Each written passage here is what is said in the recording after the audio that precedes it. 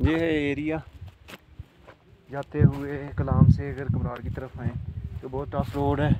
बहुत से बाइकर दोस्तों ने कहा था कि इधर से नहीं जाया जाता, तो वो काम ही क्या हुआ जो पॉसिबल ना हो और हम लोग करें ना। हम तो जाते ही वहाँ हैं जहाँ कोई जाता नहीं है। तो ये इतरोड़ की तरफ से चढ़ाई शुरू की थी। एक बाइक हमारी ख़राब हो गई, जो डबलिंग वाले थे, फिर उनको मैंने अपनी बाइक दी और ख़ुद मैंने ट्रैकिंग की। कुदरती तौर पे वो 4-5 खान जड़ी बूटियाँ अपनी जो उनकी इलाकाई जड़ी बूटियाँ वो इकट्ठी कर रहे थे, तो उनके साथ मैंने ट्रैकिंग की। तो बात हुई थी जो सही साहब है उनसे, वो बाइक भी नहीं चली, उन्होंने वो बाइक भी गिरा दी। तो उनको काफ़ी इशू बना हुआ है। वो तो बी प्लान सी प्लान भी सोच रहे थे, लेकिन हमने कहा जी प्लान एक ही है, जहाँ तो आप जहाँ पे रुक जाएँ आप क्षमा क्षमा देख आते हैं।